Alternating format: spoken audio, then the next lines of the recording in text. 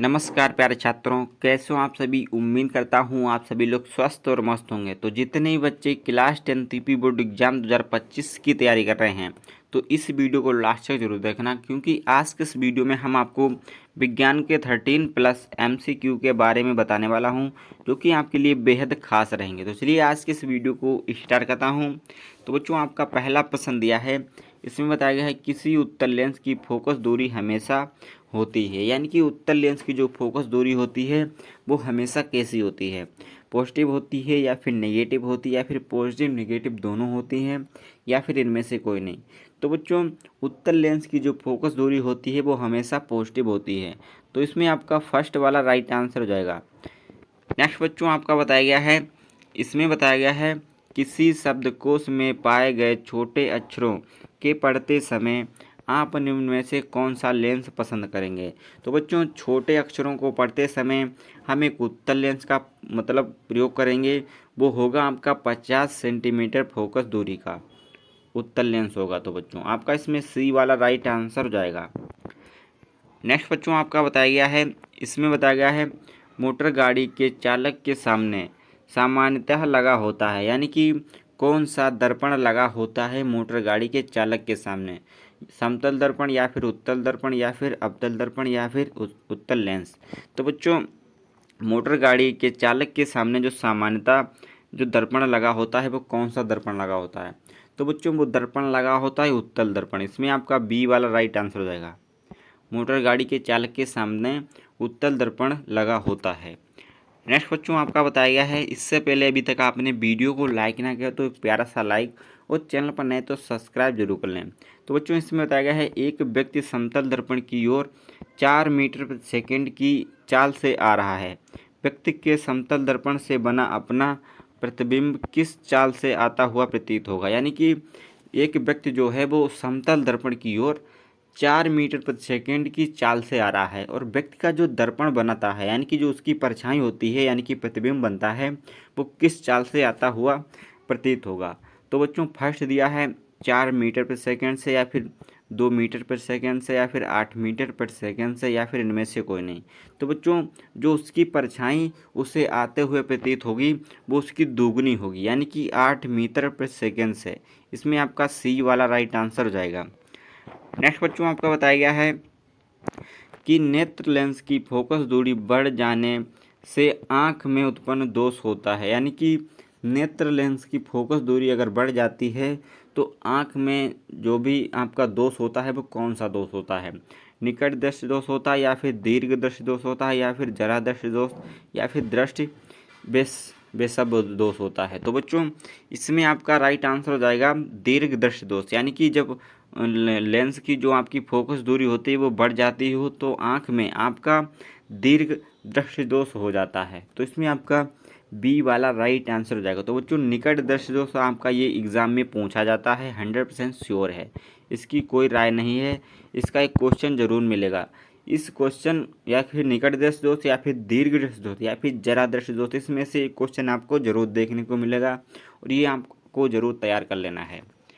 Next बच्चों, आपका बताया गया है, इसमें बताया गया है कि दूरदृष्टि दोष वाले व्यक्ति द्वारा जिस चश्मे का प्रयोग किया जाता है उसमें लगे लेंस होते हैं, वो कौन से लेंस होते हैं। जो दूरदृष्टि वाले व्यक्ति के चश्मे में लेंस का प्रयोग होता है वो किस लेंस का प्रयोग होता है। तो बच्चों, पहला दिया है उत्तल लेंस का, या फिर अवतल लेंस का, या फिर बेलनाकार लेंस का, या फिर बाइफोकल लेंस का। तो बच्चों, दूरदृष्टि दोष वाले व्यक्ति के चश्मे में जो लेंस का प्रयोग होता है वो उत्तल लेंस का प्रयोग होता है। इसमें आपका फर्स्ट वाला राइट आंसर हो जाएगा, किस लेंस का, उत्तल लेंस का। नेक्स्ट बच्चों, आपका बताया गया है, इसमें बताया गया है विद्युत आवेश की इकाई क्या है, यानी कि विद्युत आवेश की इकाई आपको बताना ही कूलाम है, या फिर वोल्ट है, या फिर एम्पियर है, या इनमें से कोई नहीं। तो बच्चों, आपको बताना है विद्युत आवेश की जो इकाई होती है वो आपकी कूलाम होती है। इसमें आपका फर्स्ट वाला राइट आंसर हो जाएगा। विद्युत आवेश की जो इकाई होती है वो आपकी कूलाम होती है। नेक्स्ट बच्चों, आपका बताया गया है, इसमें बताया गया है कि विद्युत आवेश 2 प्रकार के होते हैं जिन्हें धन तथा ऋण आवेश माना जाता है, यानी कि पॉजिटिव और नेगेटिव आवेश माना जाता है। यह नामकरण जिसने किया था वह हैं। तो बच्चों, जो विद्युत आवेश था उसका नामकरण करने वाले का नाम था बेंजामिन फ्रैंकलिन, यानी कि इसमें आपका डी वाला राइट आंसर हो जाएगा। बेंजामिन फ्रैंकलिन ने जो विद्युत आवेश का नाम दिया था धन और ऋण, इन्हीं के द्वारा विद्युत आवेश का नामकरण किया गया था। तो इसमें बच्चों आपका डी वाला राइट आंसर हो जाएगा और ये मोस्ट इंपॉर्टेंट क्वेश्चन है, ये पूछ सकता है बच्चों यूपी बोर्ड एग्जाम। नेक्स्ट बच्चों आपका बताया गया है, इसमें बताया गया है कि एक पदार्थ को एक कूलम धन आवेश में आवेशित किया गया है। इस धन आवेश यानी कि इस आवेशन में पदार्थ से जो इलेक्ट्रॉन निकल गए हैं उनकी संख्या कितनी होगी। तो बच्चों जो एक पदार्थ है यानी कि एक कूलम धन आवेश से आवेशित किया जाता है और इसमें जो आवेशन में पदार्थ जो होता है इलेक्ट्रॉन निकल जाते हैं उनकी बच्चों संख्या कितनी होती है। तो बच्चों इसमें आपका राइट आंसर हो जाएगा फर्स्ट वाला, वो संख्या होती है 6 × 25 और 10 × 10। तो बच्चों इसमें आपका फर्स्ट वाला राइट आंसर हो जाएगा। नेक्स्ट बच्चों आपका बताया गया है कि किसी विद्युत बल्ब पर 220 वोल्ट तथा मतलब 100 वाट अंकित है, यानी कि कोई भी विद्युत बल्ब है उस पर 220 वोल्ट और 100 वाट अंकित है। जब इसे 110 वोल्ट पर प्रचलित करते हैं तब इसके द्वारा उपयुक्त शक्ति मतलब कितनी होती है। तो बच्चों जब हम 220 वोल्ट तथा 100 वाट अंकित किया है एक विद्युत बल्ब पर, तो इसमें 110 वोल्ट प्रचलित करेंगे तो बच्चों इसकी जो विद्युत शक्ति होती है यानी कि इसके द्वारा जो शक्ति होती है उपयुक्त वो कितनी होती है आपको बताना है। तो बच्चों इसमें जो शक्ति होती है वो 50 वाट की हो जाती है। इसमें आपका सी वाला राइट आंसर जाएगा। नेक्स्ट बच्चों आपका बताया गया है विद्युत चुंबकीय प्रेरणा की परिघटना है, यानी कि विद्युत चुंबकीय प्रेरणा की परिघटना क्या है। तो बच्चों विद्युत चुंबकीय प्रेरणा की परिघटना है कि कुंडली तथा चुंबक के बीच आपेक्षिक गति के कारण कुंडली में प्रेरित विद्युत धारा उत्पन्न करना, यानी कि कुंडली में चुंबक के बीच आपेक्षिक गति के कारण एक विद्युत धारा उत्पन्न होती है। इसी को हम विद्युत चुंबकीय प्रेरणा की परिघटना कहते हैं। इसमें आपका सी वाला राइट आंसर हो जाएगा। नेक्स्ट बच्चों आपका बताया गया है, इसमें बताया गया है विद्युत जनित्र का सिद्धांत आधारित है, यानी कि जो विद्युत जनित्र का सिद्धांत है वो किस पर आधारित है।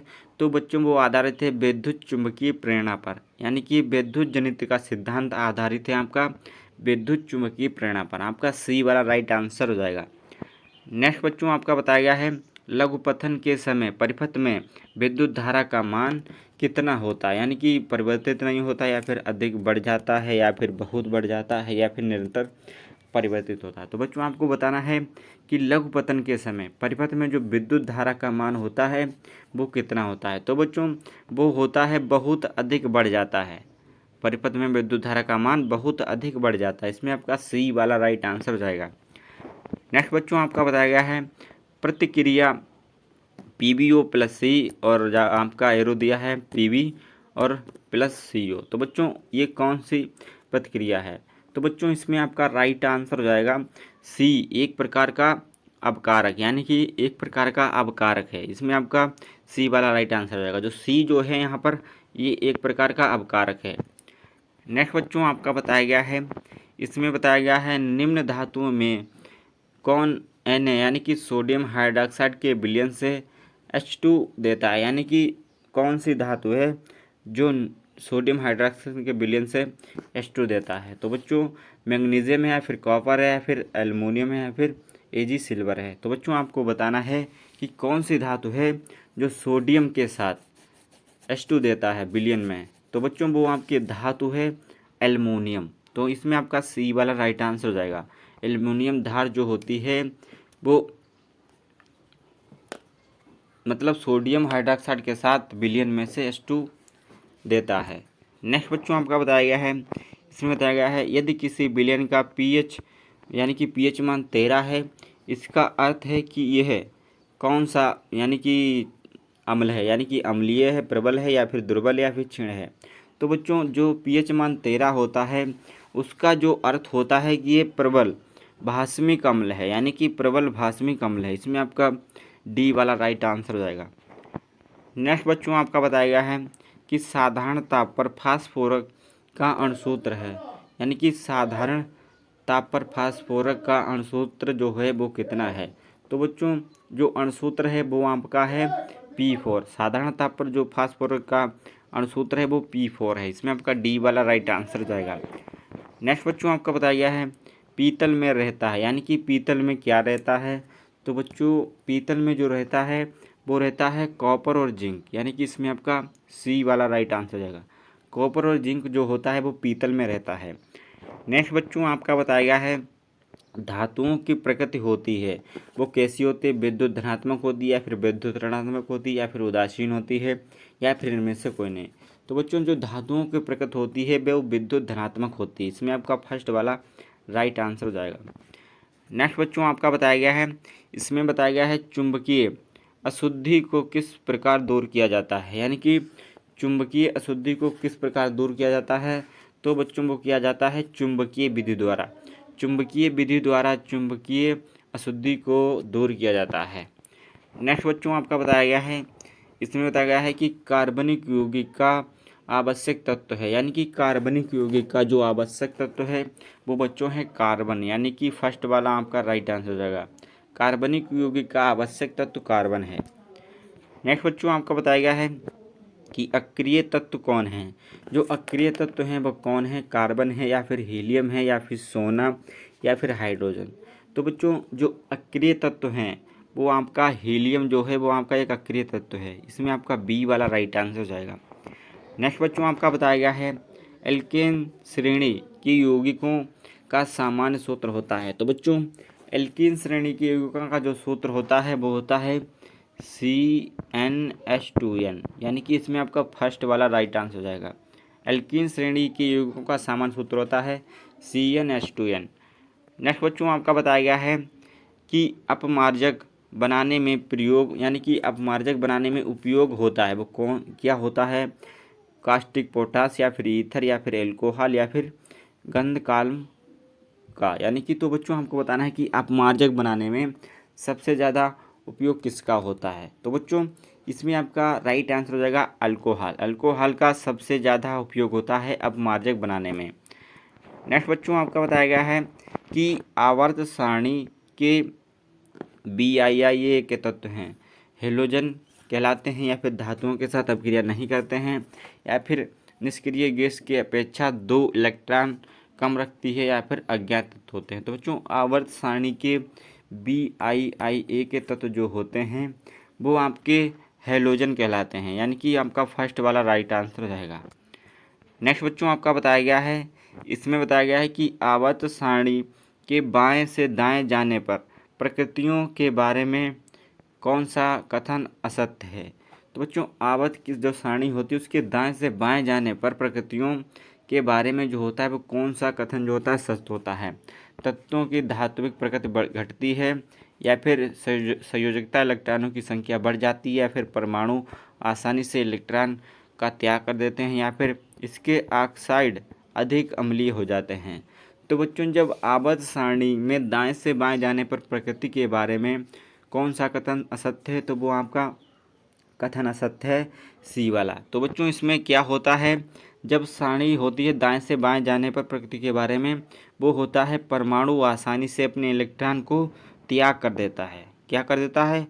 परमाणु अपने इलेक्ट्रॉन को आसानी से त्याग कर देता है।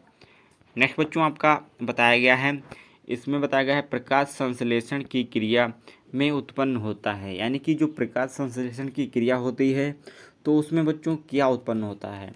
तो बच्चों उसमें जो उत्पन्न होता है वो होता है कार्बोज। कार्बोज जो होता है प्रकाश संश्लेषण की क्रिया में उत्पन्न होता है। नेक्स्ट बच्चों आपका बताया गया है, इसमें बताया गया है अंडाणु निषेचित होता है, यानी कि अंडाणु जो होता है वो कहाँ से निषेचित होता है? तो बच्चों अंडाणु जो निषेचित होता है वो होता है फेलोपियन नलिका से। फेलोपियन नलिका से अंडाणु का निषेचन होता है। आपका सी वाला राइट आंसर हो जाएगा। नेक्स्ट आपका बताया गया है कि श्वसन की क्रिया होती है, जो श्वसन की क्रिया होती है वो क्या होती है? तो श्वसन की क्रिया जो वो होती है बच्चों माइटोकॉन्ड्रिया में। श्वसन की क्रिया होती है माइटोकॉन्ड्रिया में। आपका बी वाला राइट आंसर हो जाएगा। नेक्स्ट आपका बच्चों बताया गया है कि एक स्वच्छ मनुष्य में प्रकुंचन जो होता है, प्रकुंचन एवं अनुशिथिलन जो दाब होता है वो कितना होता है?